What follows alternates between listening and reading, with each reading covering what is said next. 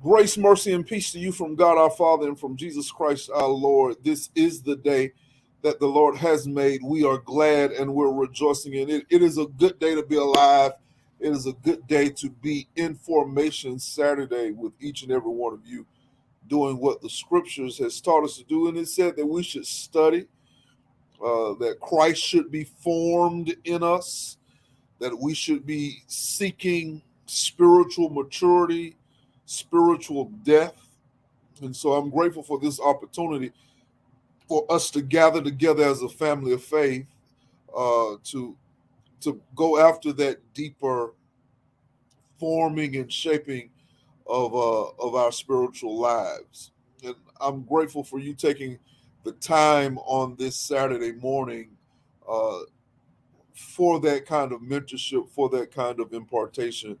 You, you know, I started Formation Saturdays with the intention of mentoring and shaping leaders, uh, having conversations to kind of pour my heart into our leaders, and I'm grateful for what it has become. You know, it has become a platform for us to have conversations around real issues that impact and influence our lives, and so I'm grateful for what Formation Saturday has become and is becoming.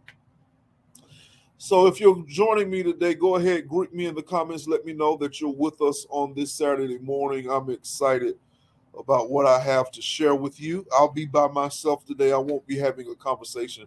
I'll be I'll be talking directly to you and sharing some things that are on my heart. Okay. So if you would let me know that you're joining me in the comments. Let me know that you're joining me in the comments. And while you're greeting me, go ahead and hit that share button. Let somebody know that we're in the virtual space, that we're getting ready to share some truth that will touch and transform their lives, that will help them, uh, especially for this particular conversation, to see and to understand gratitude in a greater way. That's kind of what we're going to spend our time around, this whole concept of gratitude. All right. Uh, Engage me in the comments as we're going through today's lesson, and make sure you hit that heart button. Make sure you hit that like button. And if you have not done so already, go ahead, hit subscribe, like, follow our church Facebook page, our church YouTube channel, our church website, greaterbeulah.church. Okay. If you are enjoying 31 days of gratitude this year's season of consecration, go ahead, put a one in the chat. Put a one in the chat. Go ahead, put a one in the chat. If this year's season of consecration, 31 days of gratitude, is being a blessing to your life, go ahead, let me know that in the comments. I'm very interested. Yeah, I'm I am being tremendously impacted by this season of consecration, this time in gratitude, and I'll talk about it some more as we get into the meat of what we want to discuss. It's really being a blessing. It's really being a blessing to my life, and let me just throw it up here so you can see it. Uh, 31 days of gratitude. We are praying about our gratitude. We're memorizing a gratitude passage, a gratitude verse. We're journaling our gratitude, and we're showing our gratitude by doing something nice or saying something nice. And we've been, thus far, we've had several services already in by way of our consecration revival. Pastor Vinton Copeland shared with us on the first Sunday. Pastor Daniel Latimer was with us this past week on Tuesday, and oh, what a wonderful time in the Word that was. That message was just, whew, you just had to have been there. And if you were not there, you can go back to our YouTube channel, our church website, or even to one of the Facebook channels, and you'll be able to watch it from there. We're looking forward on this coming week to Pastor Valerie Thompson being with us, and next Sunday, Dr. Walter Taylor being with us, and then on the final Tuesday of the month, Dr. Marcus Gibson, our moderator, being with us. Uh, he and the Greater Shady Grove Church. So I'm looking forward to everything that's happening in the life of our church during this year's season of consecration. Now, I want to shift gears. I want to shift gears and get into our discussion for today. I want to jump right into it, and I want you to go with me. Uh, One of the rhythms of my life, and we use this word rhythm because we live our lives in rhythm. There's a cadence to how we live our lives. There are certain things that keep us in step, uh, and we can tell when we're off when we have no desire to be involved in, to engage in those things that keep us in step. uh I know for me that I can always gauge when I'm off, when I'm okay with my space being cluttered. It's a rhythm. When I'm okay with not picking up. See, I can't think well in clutter, but when I let my desk get a little junky, or I'm not too concerned with cleaning up around the house, okay, there's something off. There's something off here. There's something wrong. And I don't know why I feel led to start here today. I'm on my way to my subject, but you need to start paying attention to your rhythms. Every I'm going to use the banners today. I'm going to use the banners today to take notes, put some notes on the screen. And so you guys work with me in this, and we're going to do this together. I want you to put this word rhythm in the comments. It's the word rhythms. Everybody put this word rhythms in the comments. Rhythms. Everyone needs to pay attention to their rhythms. So one of my rhythms, one of the things that um keeps my life in step, is that I read every day. I try to read every day. And I hear you already. Somebody is saying, well, I don't like to read. I'm not proficient at reading. Um, Reading wasn't a good part of my educational journey. It wasn't one of the highlights of my educational journey. Well, that's fine. That's fine. It doesn't matter how much you read. It's about how well you comprehend and retain the information that you read. So you don't have to be you don't have to be uh, a level 5 reader. No, you can be a level 2 or level 3 reader, but because you comprehend what you read, because you retain what you read, that's that's what matters. And so, where for me, I used to try to read a book a week. I've slowed down from trying to read a book a week, and now I'm reading for depth. I'm engaging in conversation with the author because I'm trying to discover what's going to impact my life, what's going to take me to the next level.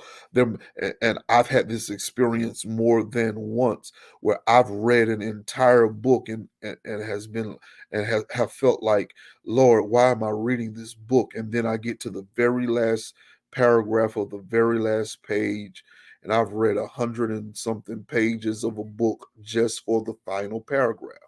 And the whole reason why I was reading the book was to get to that last paragraph. Okay.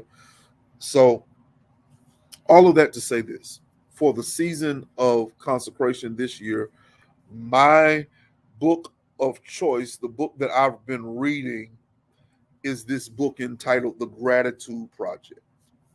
It's called The Gratitude Project.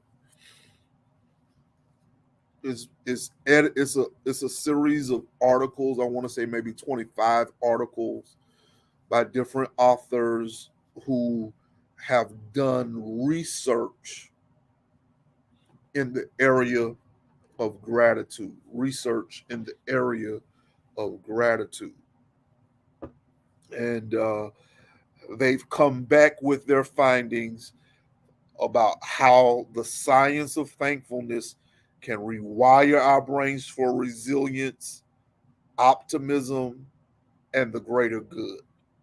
Now, this project was done in 2020. The project was done in 2020.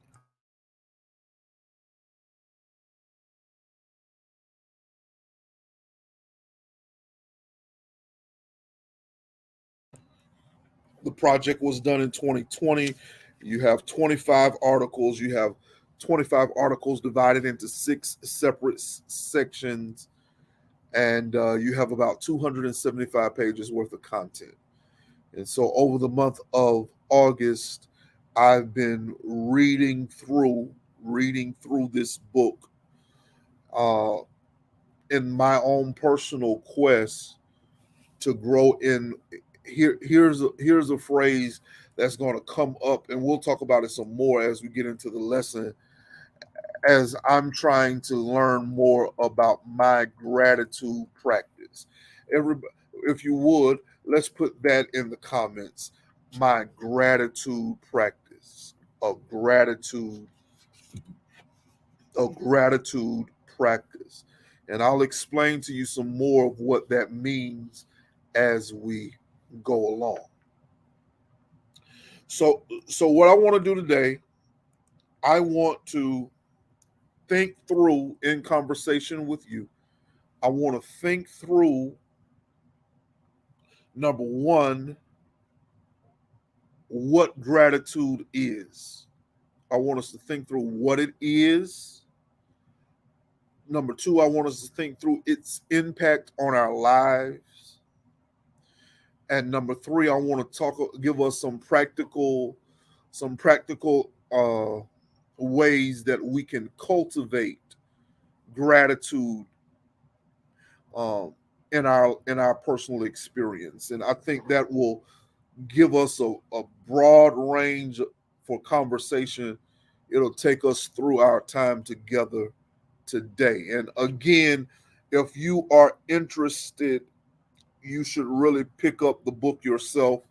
I purchased mine. I did the uh, the Kindle version, the ebook.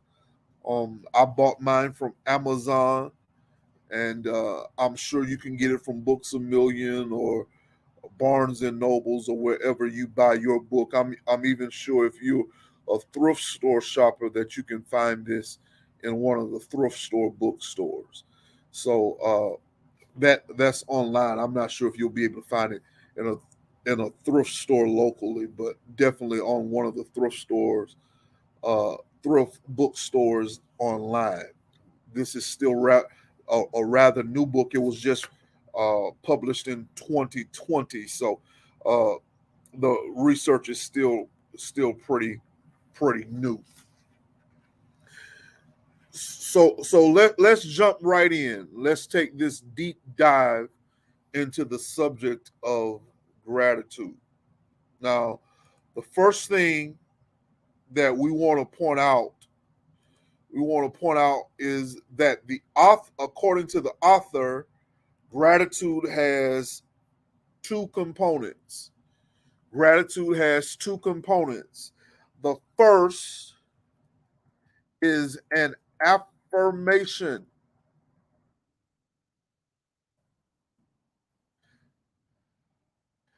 An affirmation. The first component of gratitude is an affirmation. I want you to put that word affirmation in the comments.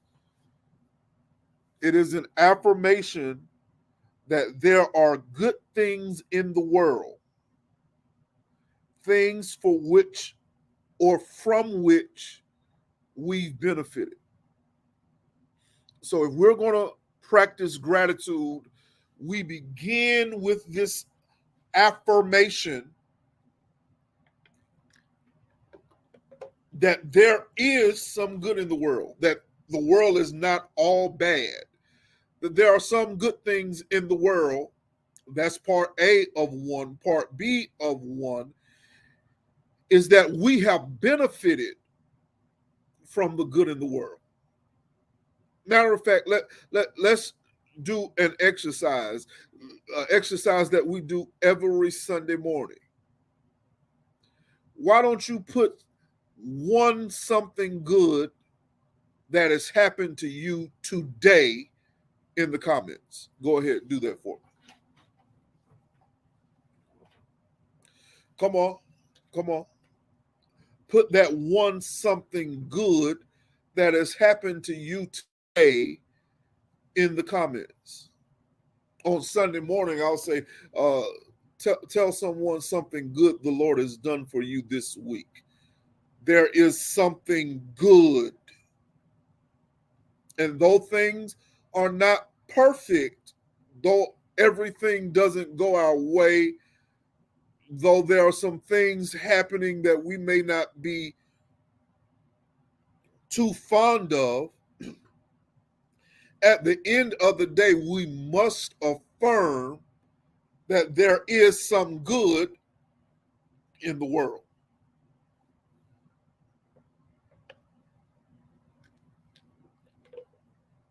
So gratitude has two components. The first is an affirmation. The second is a recognition.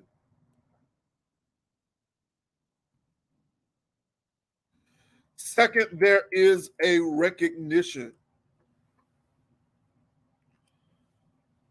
So not only do I acknowledge that there is good in the world, but I have to recognize where that good came from. Gratitude says that I have to affirm that there is some good in the world.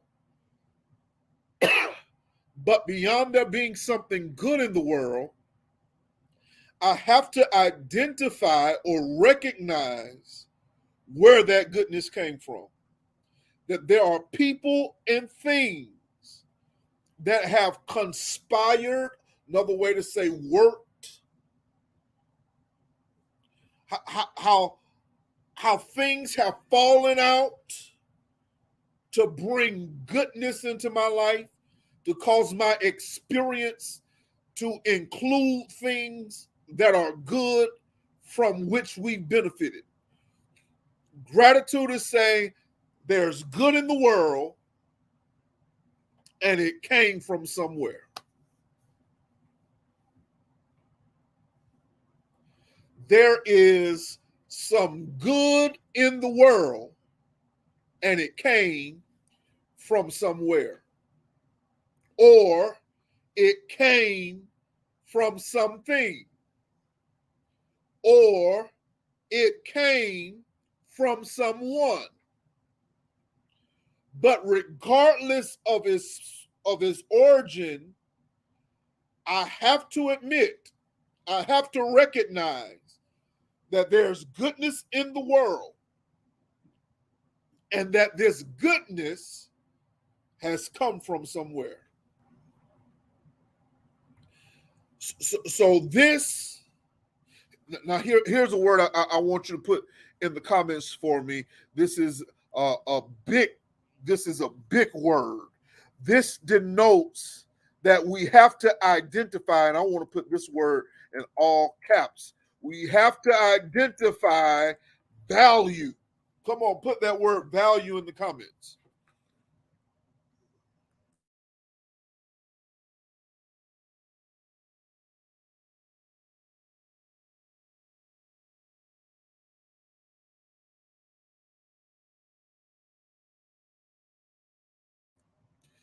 Come on, put that word value in the comments. I don't know where this congestion came from. It just started since I've been teaching.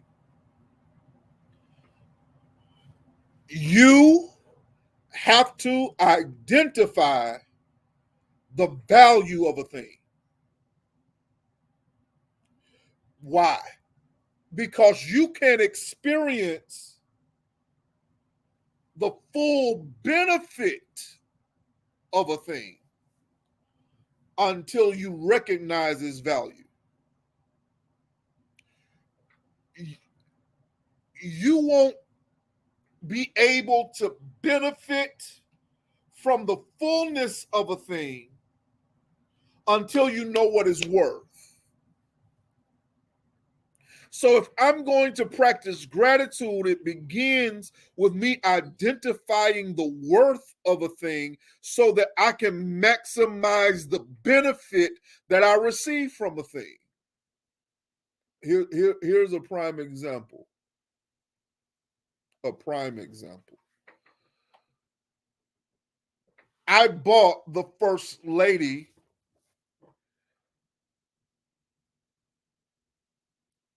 I'm trying to remember what it's called. It's an air fryer. It's a Ninja. And it's a supersized Ninja. Now, this Ninja can bake, broil, grill. It has at least 6 features other than the air fryer. But we only use the air fryer. We're not getting out of it the full value. Come on. Come on. I need you to pick this up. It has the capability to grill, but we've never used it. It has the capability of broiling. We've never used it. It has the capability of baking. It has 6 different functionalities at least. But we only use it as an air fryer.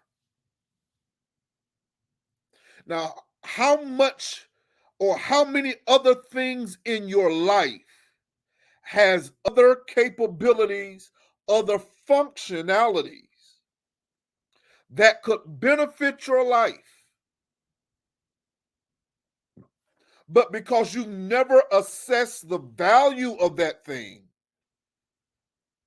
you're only getting one dimension of value from it when it can possibly provide multiple facets of value to your life. You never identified the full value.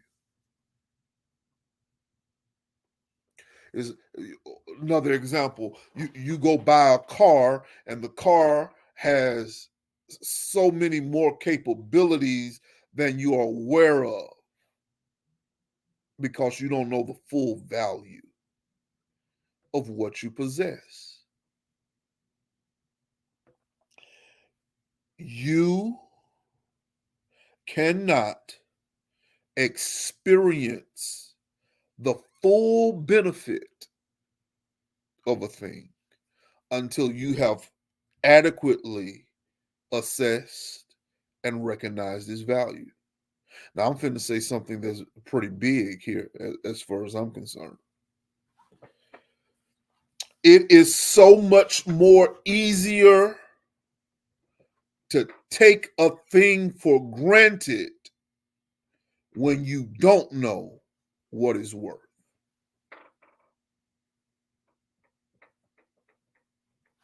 It's easier to take something for granted when you don't know its value. I was preaching not long ago. I was preaching away. I was on the road and I was in a smaller town and someone said to me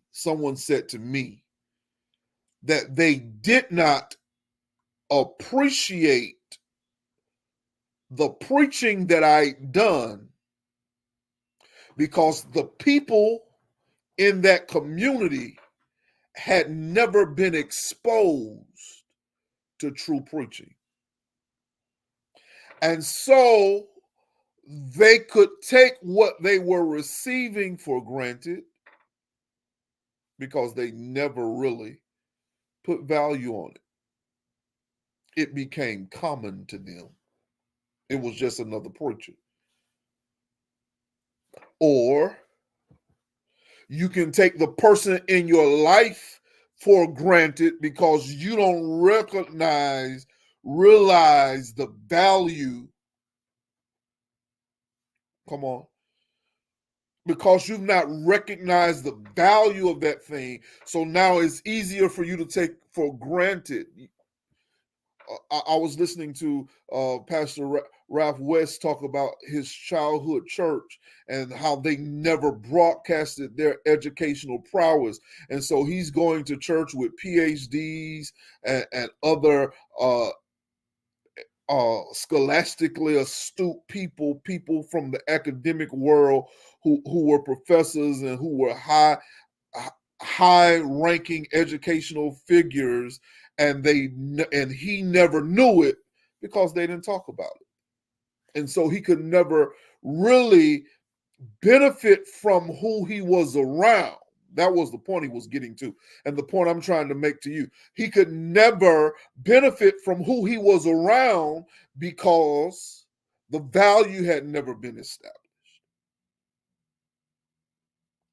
What are you missing? What are you taking for granted because you've not established and recognized and come into understanding of that thing's value?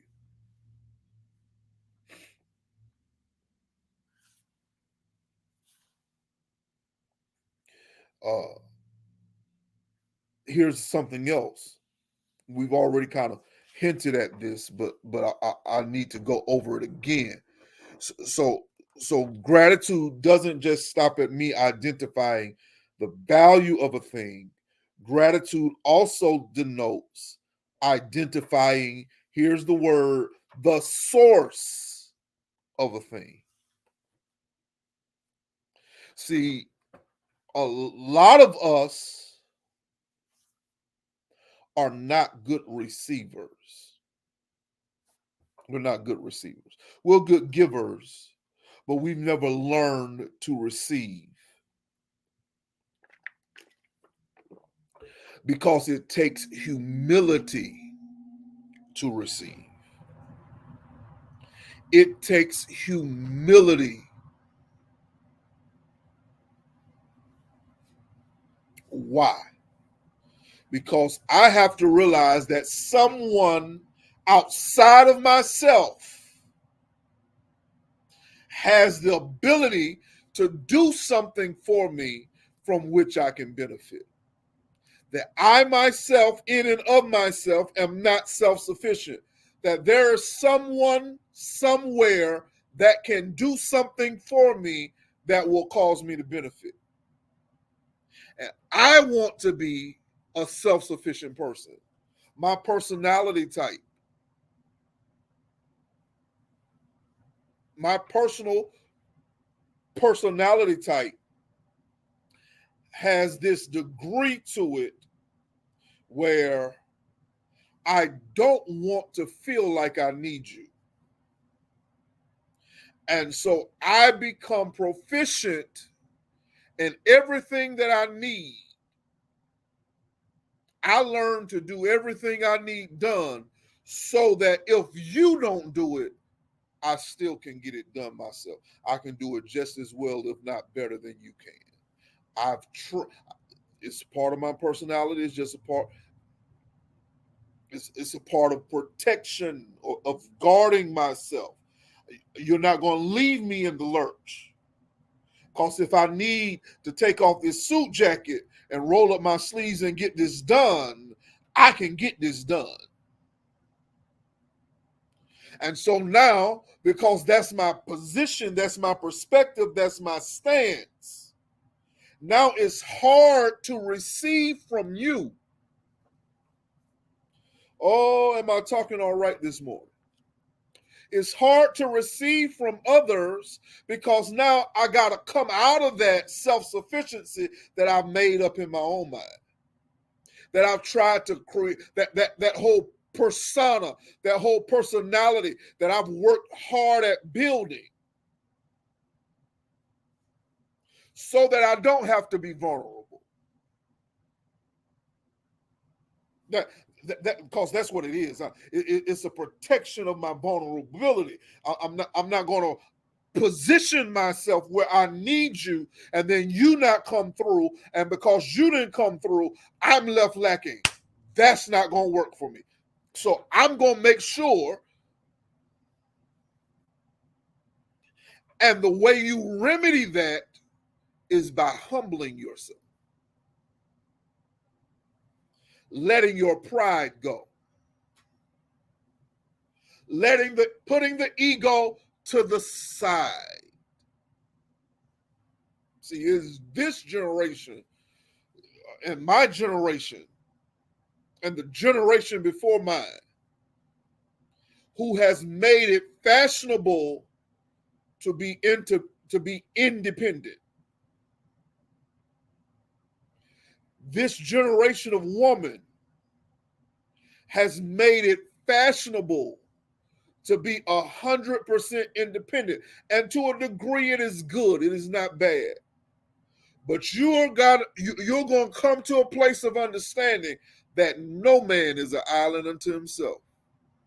And that if you keep on living, you're going to need somebody. If I'm telling the truth, go ahead and put a 2 in the comments.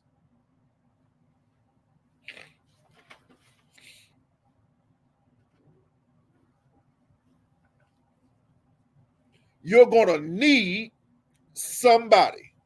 Sooner or later, one way or another, the circumstance is going to present itself where you are going to need somebody. And so now I have to humble myself so that I can receive. Giving strokes my ego. Oh, I'm in something now. Being able to do something that benefits you strokes my ego, works for my pride. Because now I can say, when she was down to nothing, I was able. Or when he had his back against the wall, I was able to make a phone call and his circumstance changed. That strokes my ego. But when I turn the table and it's my back up against the wall, I got to throw that pride and that ego out of the window. And I got to bring myself down enough to receive from somebody. I'm not talking about taking and using. I'm talking about fair exchange. It requires humility. It requires a change in perspective. It requires a change in perspective. That it doesn't take away from me to embrace the contributions of the other. That's why I wore this shirt today. I had a shirt made that says Black History, and on the front and on the back, I have lists of the people in my life who's made great contributions. Some are blessed memories, some are yet among us, some I'm no longer close to. But I wear their names on my chest and on my back because it's a reminder to me that I have to embrace their contribution. That I didn't get here on my own. That there's no such thing as a solo act.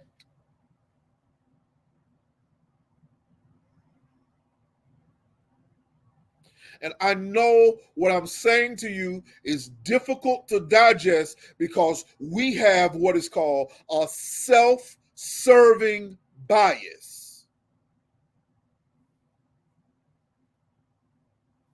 It's called a self-serving bias. What is a self-serving bias? A self-serving bias says that when the circumstance turns out good, I want to say it was all my fault. But when the circumstance turns out bad, I want to be able to point the finger and blame somebody else. That's called a self-serving bias. That whenever it turns out good, oh yeah, that was me. Whenever it turns out bad, yeah, that was them.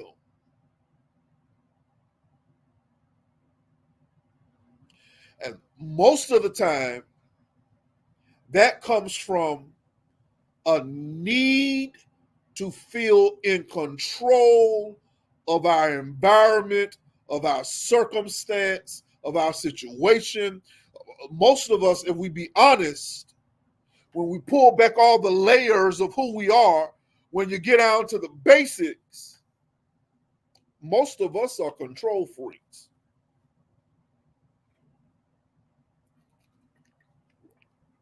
And that's why you can't get along with nobody, because you can't control them. And that's why when people start doing things you don't like, you push them away. You have no loyalty to relationship because you can't be in control. Lord, I'm talking good. I don't feel secure until I feel like I'm in control. I don't feel safe until I feel like I'm in control.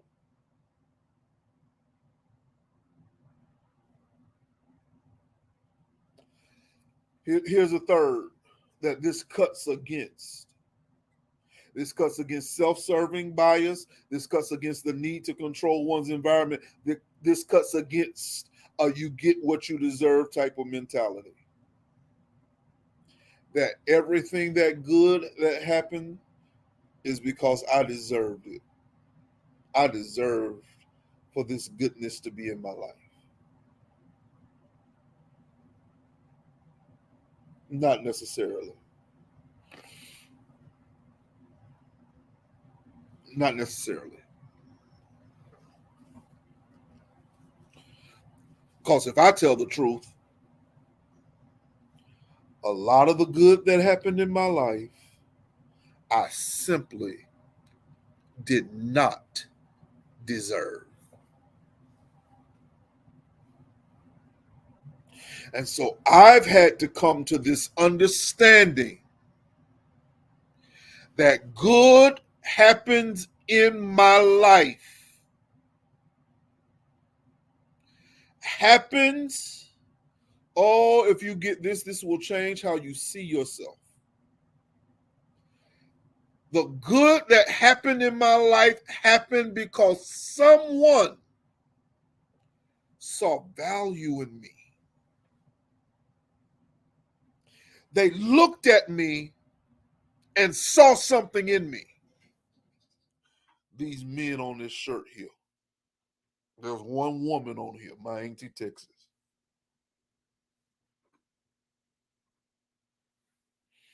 My Auntie Texas name is on here. But people like the first name on the shirt, Jeffrey Kim Bolden III, saw a 13-year-old preacher, unpolished, unrefined, with no style. I, I had zeal, but I hadn't. No one had talked to me about developing my preaching style. And Jeffrey Kim Bolden pulled me to the side, and we talked on the phone sometimes every day during the week. And he talked to me about my posture while I was preaching, and my hand gestures, and the use of my voice, he helped to polish. He helped to polish and help me find my style. There's a name on here, Tyler Hardiman, Tyler V. Hardiman Sr. I was a young preacher and did not know how to structure my sermons. I started preaching, and the very first thing I would say in my sermon would be the last thing I read from the text. And then I'd end my sermon with the first thing that I saw in the text. And there was no coherence to my sermons because I wasn't writing anything down. I hadn't had a model to show me how to write my sermon. So Tyler Hardiman took his sermon that he'd written from Daniel chapter 3. He took a piece of notebook paper similar to this piece of notebook paper, and he folded it in half and written his sermon on the pages, on the folded pages of that piece of notebook paper. And it had his introduction and his 3 points and his conclusion. And he sat down with me and he said, "Now, Maurice, your introduction is helping people to understand what's happening, your theme of your sermon, and what's happening in the text. And then point one is the first piece of the text, and point two, and he took me through it.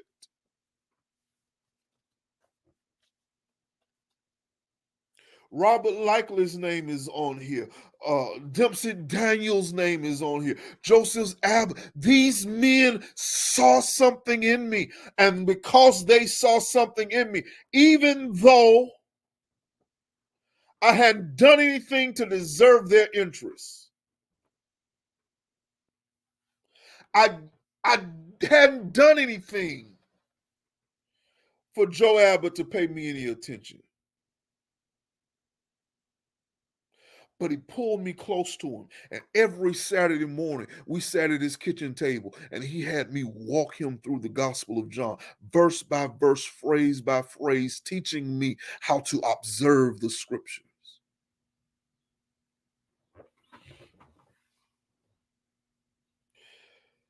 I'm trying to get you to see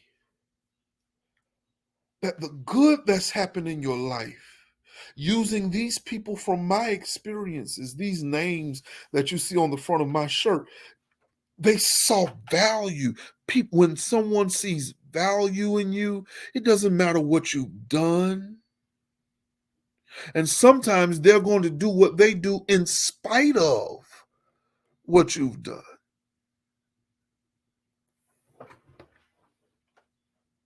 In spite of what you've done. And they make up in their mind they're going to be good to you. And they take what they saw in you and they raise it up. They add value to it. I could talk about this shirt all day long because these men in my auntie Texas, they looked at me. Thank you, Jesus.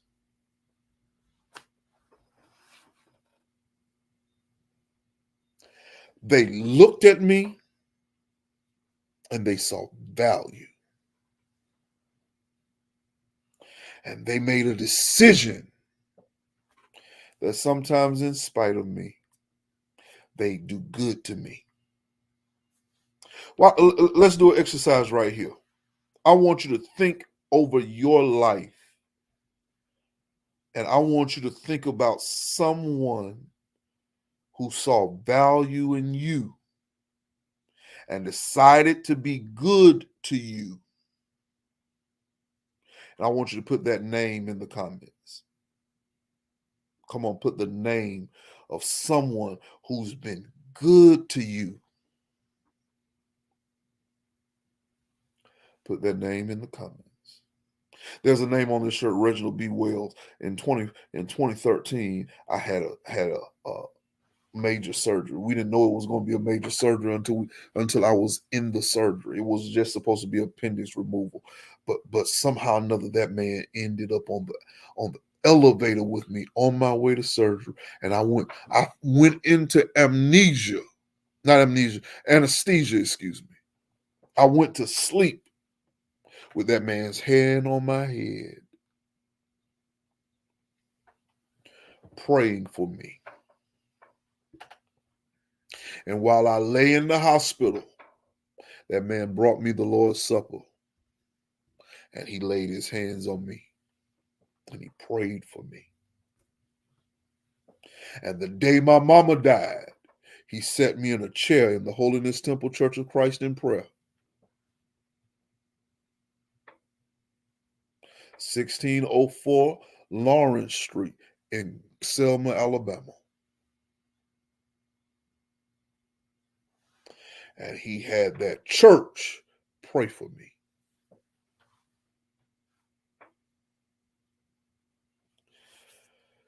They saw something in me,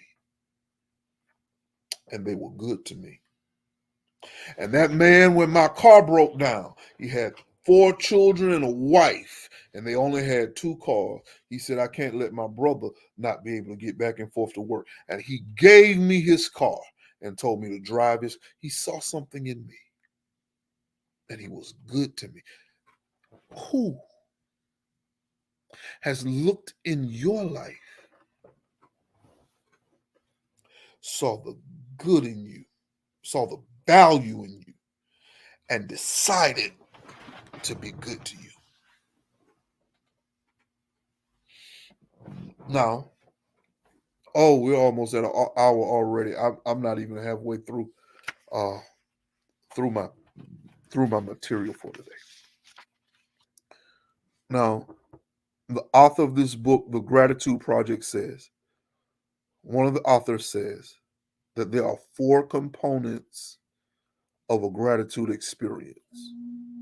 The first component is that you have to notice something for which you should be grateful. You gotta notice something for which you should be grateful. And then the second step, then you got to think about what was said. Think about what was done, what was given, and think about why it was said, why it was given, why it was done. Come on. I know we're laboring in this. Gratitude requires you to think. You got to think about the why. Why did Reggie Wells show up for me? Why did Robert Likely pull me under his wing? Why? And I got to think about that. I got to think about why did Dempsey Daniels, sick with pneumonia, drive me across the Gulf of Mexico to the city of Mobile to sit in a class on word study and syntax? And when I think about that why, I got to think about how that makes me feel. That man thought enough of me, sick as he could be. And he thought enough of me to say, Maurice needs to be in this class. So I'm going to get up and I'm going to drive. I don't feel like it. I'm not well, but I'm going to take him because I see something in him.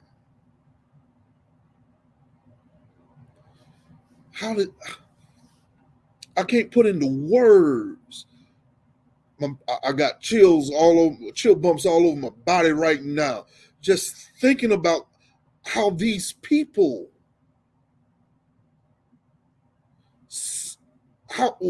why they did what they did. They saw value in me. And because they saw value in me, they did something good for me. And so now, with this whole idea of how I feel, how what they did and why they did it makes me feel, my response is to express my appreciation. I have to express some appreciation. I'll never be able, as long as I live, to demonstrate the gratitude I have for my father. Holman Mickles is the best man in the world for how he loved my mama and took care of my mama all the way up to the very end. I'll never be able to show him how much I appreciate him. Never. I'll never be able to show GB how much I appreciate GB for being the church that restored my joy, that restored my passion for pastoral ministry. I say it all of the time because it is the truth. I had given up on pastoring. I didn't want to pastor anymore. I was walking away from it. I had determined to walk away from it. I had put my dates on the calendar of when I was going to walk away. And every one of those days that I had said I would walk away, I was in the Greater Beulah Church either preaching or teaching. And the Lord saw fit to set me in this house.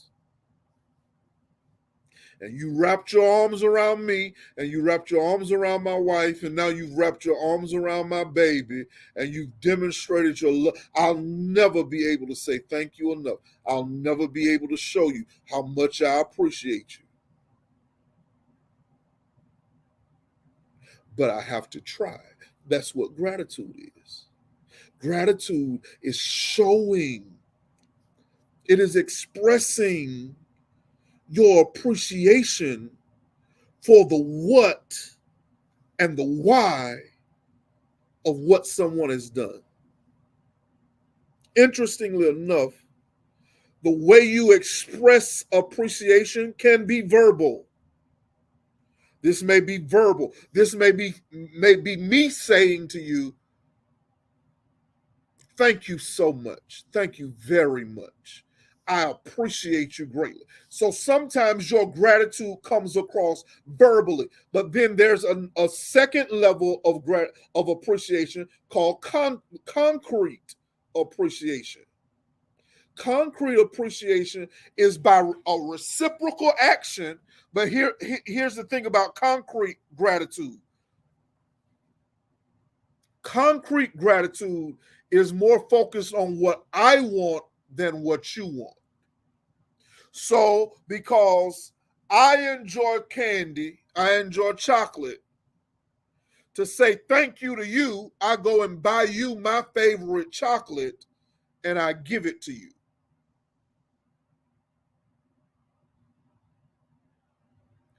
But then there's another level of gratitude called connective gratitude or connective appreciation, where my reciprocation is not me giving you something that I would want, but rather I've sat down and thought about what you want. And I'm going to give you something that you want as a demonstration of my appreciation.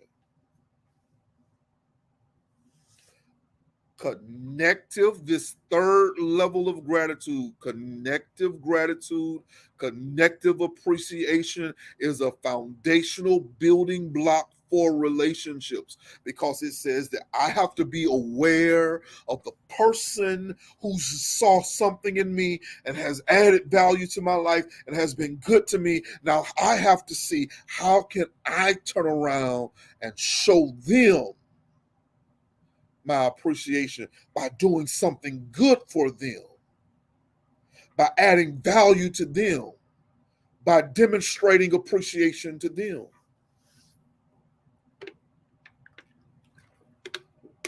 See, concrete appreciation, concrete gratitude is loving you the way I want to be loved. Connective gratitude, connective appreciation is loving you the way you want to be loved. And I'm going to tell you a secret here.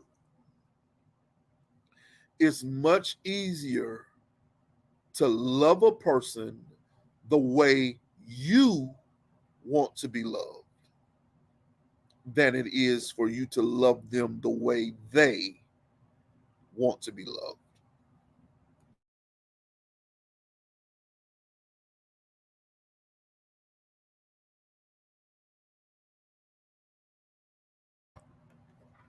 Understand, there are 5 languages of appreciation.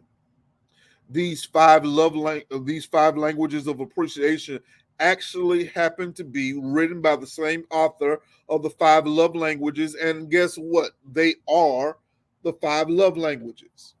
So, what are the 5 love languages? Number one, they're words of appreciation or words of affirmation. 2, they're acts of service. 3, you have quality time. 4, you have receiving gifts. 5, you have physical touch. Acts of service, physical touch, quality time, receiving gifts, words of affirmation. These are ways I can demonstrate to you that I love you, that I appreciate you. Now, you have your order of importance, because I don't believe that we have one love language. I believe that we have all 5, just they are in an order of importance.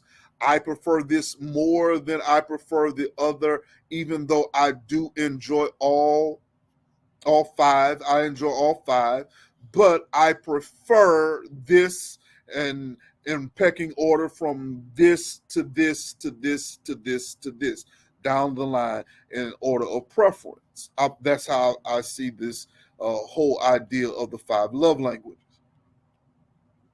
And so for me, my number one love language, my number one language of appreciation is acts of service.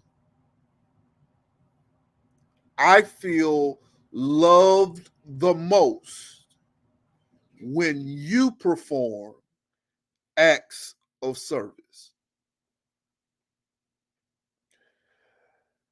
So, if that's the way I feel loved, concrete gratitude says that if I want to show you my appreciation or that I love you, I'm going to do for you what I want done for me, which is acts of service. The first lady's dominant love language is physical touch. It is physical touch, which is to say that if I want to show the first lady appreciation, if I want to show the first lady love, I shouldn't go to her for connective gratitude and appreciation. I shouldn't go to her with acts of service. That's what I want. I should go to her with physical touch because that's what she wants. And vice versa, if she wants to show me appreciation, if she wants to show me that she loves me, she shouldn't come to me with physical touch. Why? Because that's what she wants. Rather, she should come to me with acts of service because that is what I want. And if we're going to build this relationship,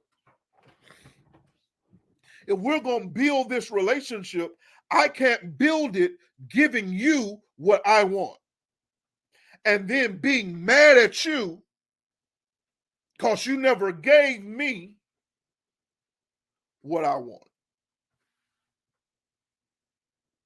Because you were always giving me what you want. And you're mad with me because I never gave you what you wanted. I was too busy giving you what I wanted.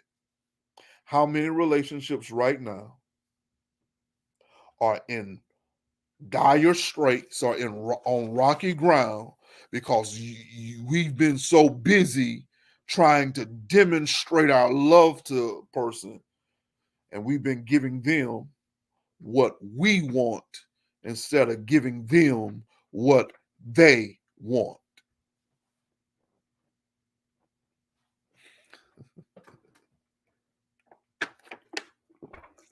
I got a little more. I got a little more.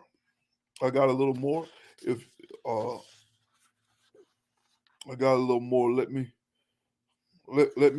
press my way through this, okay? Y'all hang in here with me, and I'll stop shortly. So, with all that we've discussed in mind, the first thing I want to do is that I want to do what I want to say rather. I want to say that you need to go to work at cultivating and creating an environment that promotes gratitude. There are some atmospheres where it is not conducive for you to say thank you.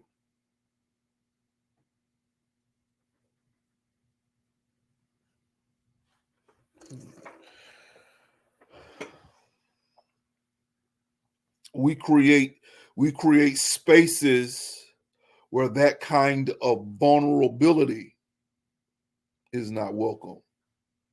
And so now I have to be strong. I have to put on a cold face because I can't portray any weakness because wherever weakness is, there's an attack. So we have to change that narrative. We got to work at changing that narrative because there has to be spaces and places where we can be vulnerable enough to say, I wasn't able to do that. I needed help. And somebody saw something in me, saw value in me, and was good to me. We need to create spaces where it's safe to say that.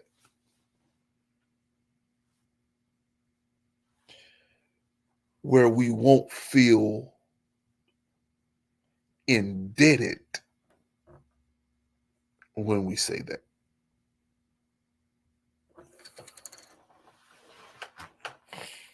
Because if you've done good for me, you didn't do it expecting me to pay you back. Gratitude should never be an acknowledgement of indebtedness. That's covered in the book. Because a lot of us are in relationships with people who hold what they've done for us over our heads like we got to. Because I did this for you, you got to do this for me. And so now you are a prisoner to their good deed, which in my estimation cancels out the goodness of that deed because now you're holding me hostage to your goodness, hostage to your good act, which now takes us back to these four pieces of this whole process of gratitude where we have to contemplate, why did they do it?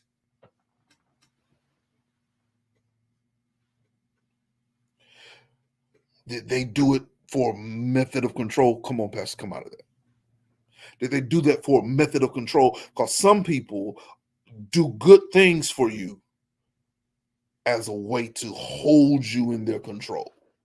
And so now they do good as a manipulative tool. And they put money in your hand as a tool of manipulation. Or they come and get you out of a jam and use it as a tool of manipulation. And now whenever I do something that they don't like, woo! Now you got to remind me of the thing that you did for me. The Bible called that witchcraft. Manipulation is as witchcraft.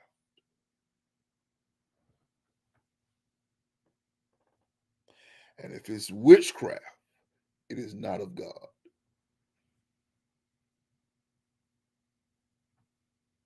So we have to create environments where it is safe to practice gratitude. Because it ain't safe everywhere.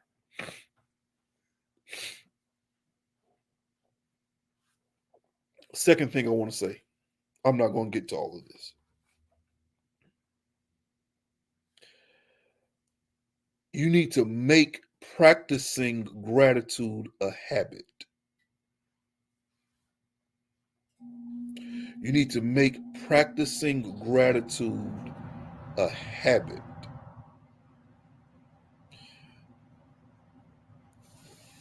I don't have time to deal with this like I need to. But I'm going to throw it out there anyway. Practicing gratitude unshackles you from toxic emotions.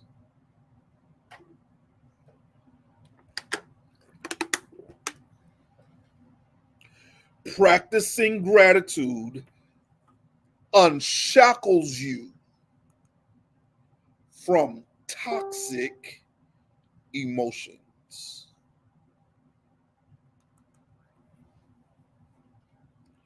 Which is to say that life is not perfect. Bad things do happen. But when I practice gratitude, it helps me to reframe how I see what happened. So gratitude causes me to look at the negative situation of my life, the negative circumstance of my life, and ask this question: is there anything good to be found in this situation? Because energy goes wherever attention flows. I'm going to say that again. Energy goes wherever attention flows.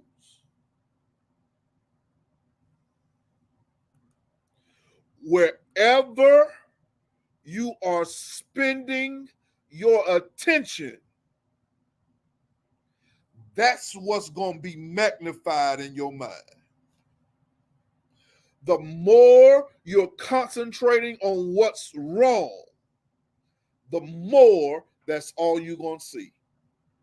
You'll never notice the handfuls of good that have been dropped on purpose because all you can see is the thorns. You'll never make it to the rose because you're so busy concentrating, focusing in on the thorns, and you never see the beauty of the rose. So now your challenge is to take your eyes off of the thorns, which you were never designed to pay attention to anyway. You were always meant to pay your attention to the beauty of the rose. And it doesn't matter how sharp that thorn is, your attention was always for the rose. So now I have to look for the good. I have to establish the value of that good. And I got to cultivate an appreciation for that good. It don't matter how bad the circumstance is. If you look hard enough, if you look long enough, you can find some good. We've not based much of what we've talked about today in scripture, but I think a scripture applies right here. The psalmist says, "It was good for me that I was afflicted, so that I may learn your statutes. I would not have learned the ways of God had I not been afflicted."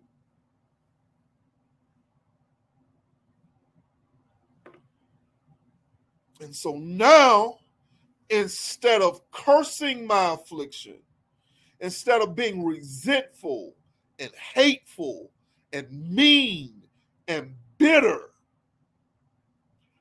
I look at what I went through with new eyes and I'm grateful. Now, gratitude has broken off of me the handcuffs of the toxic emotion because I've reframed how I see what happened. I've changed my mind. I sat there and I thought about that thing. I sat there and I pondered that thing. I pondered the why. I pondered the what. I pondered the how. And I came away with a new answer. Came away with a new answer. It unshackles you from the negative emotion, from the toxic emotion. I gotta stop. I gotta stop.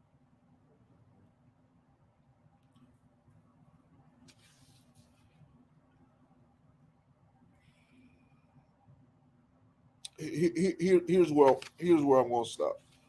Um, I'm going to give you some tips. I want to. I really want to give you this cycle of generosity. Let me see if I can do it. If I can cut across the field and do the cycle of generosity in about 2 minutes and spend my last 5 minutes on these tips for cultivating gratitude, we'll wrap it up. We'll wrap it up. We'll have done an hour and a half. So the cycle of generosity. See, gratitude inspires generosity because you've received goodness. You want to release goodness because people have been good to you. You want to be good to others. It is a way of paying. Instead of paying it back, you pay it forward. This became big at one of my favorite places, and I thank members of our church who make sure I always have gift cards to Starbucks because Starbucks is my favorite is one of my I can do Starbucks every day. Uh, Starbucks sometimes will have a pay it forward experience where the car in front of you will pay for your order, and then you pay for the car behind you, and then that car pays for the car behind him, and you're paying it forward. You're paying it forward. As I move on, the person behind me is already blessed. Gratitude, because I've been blessed. The car in front of me paying for my order in the Starbucks line. I pay for the car behind me. I pay for them, and they pay for the car behind them. I've received goodness, and therefore I release goodness. So here's the cycle. Here's the cycle of generosity. The cycle of generosity says that if I'm truly grateful, I have a motivation to maintain my relationship with you. I'm so grateful for people that I'm in relationship with. I'll use our church because of my gratefulness to God and to you, the Greater Beulah family. I am motivated to do what it takes to maintain our relationship. That means I'm not going to the pulpit without studying. That means I'm not going to the pulpit without being prepared. That means I'm not going to the pulpit without being in prayer. That means that I'm going to make sure I handle the business. That's going to make sure that I'm going to stay on top of our leaders to make sure I'm motivated to do these things that maintain our relationship. But I'm not just motivated to do it. I'm mobilized in doing it. I'm not just saying I'm so thankful for GB. I want to make sure our relationship works out well. I move beyond that.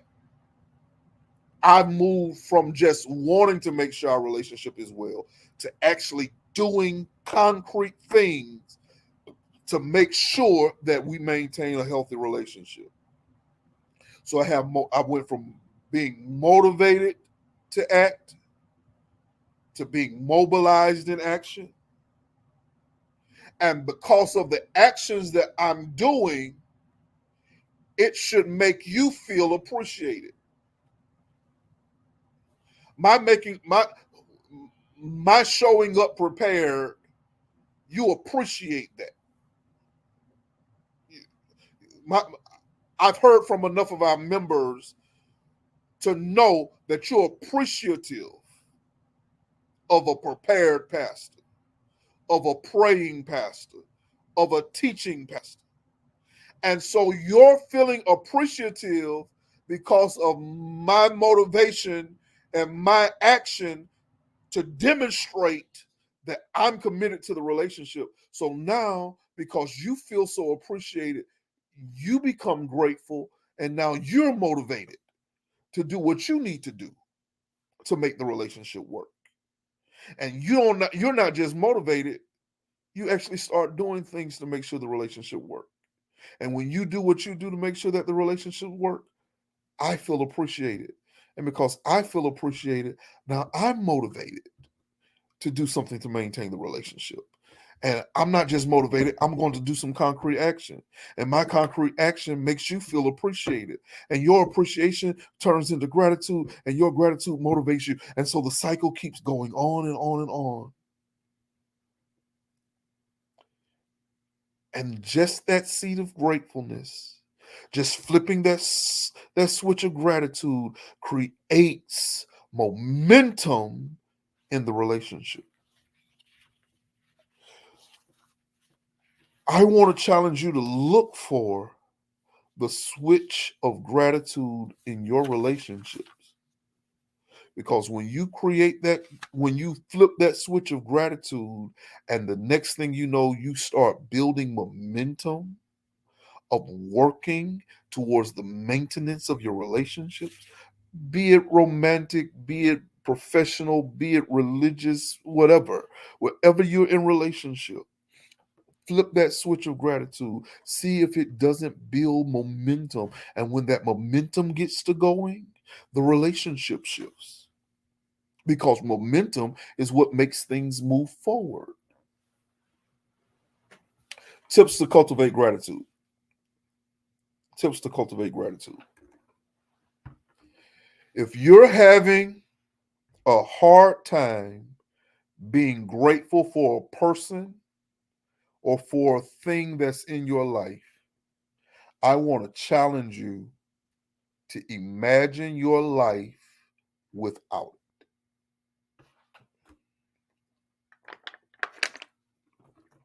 If you're taking that person for granted, take some time and imagine what your life would be without it. Be it a person, be it a thing. Ima- Imagine what your life would be like without your spouse. Imagine what your life would be like without your job. Imagine what your life would be like without your children. Imagine what your life would be like without your church family. And when you've come up with what life would be like without them, it should stir in you some gratitude for them. That's one. The second thing, slow down, savor the moments. Slow down and savor the moments. This came to me. Um, as you all know, I'm on a journey. I'm trying to work on my health, and part of that, I've enlisted some coaches, fitness coaching, nutrition coaching, etc. And one of the things that the nutrition coach said to me, he said, "You eat too fast." He says it's not just you; most people eat too fast. So what I want you to do is take a bite of your food, put your fork down, and don't pick your fork up until after you've swallowed. He said that's going to slow you down so that you can taste the food and savor the food. He says if you slow down, you can actually taste what you're eating.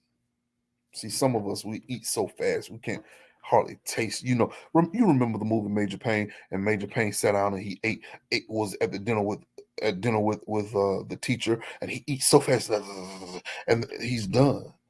And hasn't had the first bite yet. He couldn't taste his food. But if he slowed down, he could taste it, and then he could appreciate it. Maybe you're moving too fast. Maybe you need to slow down, baby. You're moving too fast. You got your head in the future and your feet on the gas. You're about to wreck your future. You're about to wreck your future running from your past. Slow down, baby. Or whatever NERE said. Go search the song. You'll hear it. Oh, I'm finna say something hard. Brace yourself. I'm finna say a hard thing.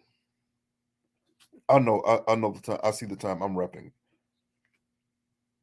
You need to kill your sense of entitlement.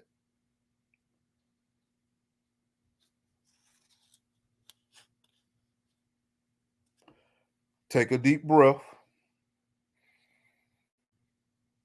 Let it go. Now hear it again. You need to kill your sense of entitlement. No one owes you anything.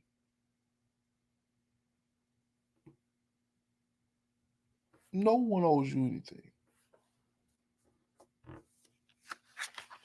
And when they don't do it, your feelings are hurt. You have an attitude. You're difficult to live with because you're mad. Because you want them. They need to do this because it's my time. It's your time to pay me back. Wait, wait, wait. No, no, no, no. They don't owe you that. You did what you did out of the kindness of your heart.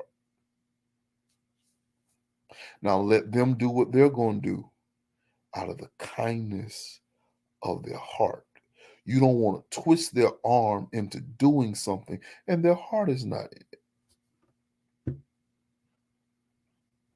And so because you feel entitled to this, while you're resenting them for not doing it, they're resenting you for trying to force them. And so now everybody is angry with everybody if we just realize they don't owe it to me. I did it as unto the Lord. And if they never pay me back, he will. He can pay me back better than they can.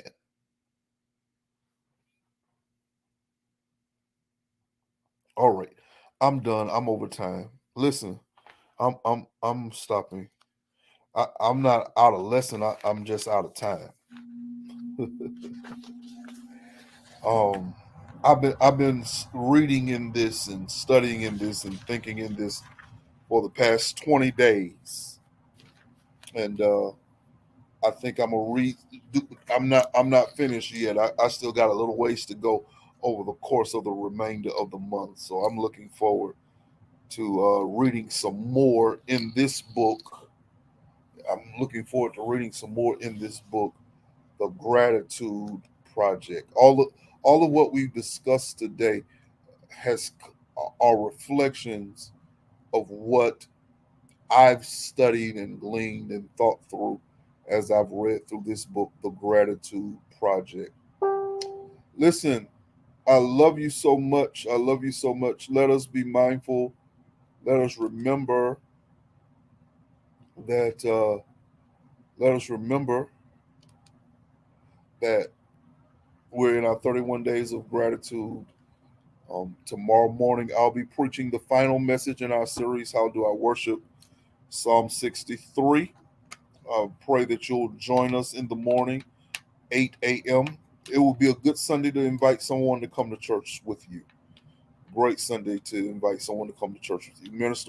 Minister Thompson and the music ministry have been working hard so that praise and worship will be great on this coming Sunday. I'm looking forward to that tomorrow. And I want you to make preparations to be with us on Tuesday, August the 23rd at 7 o'clock p.m. Pastor Valerie Thompson, the Revelation Church.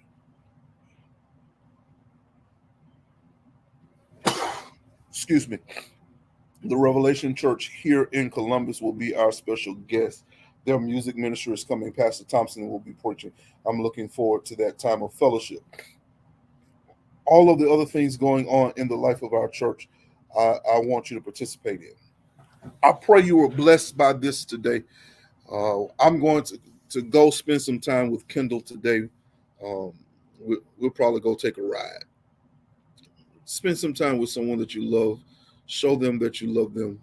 Tell them that you love them. Uh, express your gratitude. I pray something was said today that'll be a blessing to you. I love you so much. I love you so much. See you in the morning. Peace.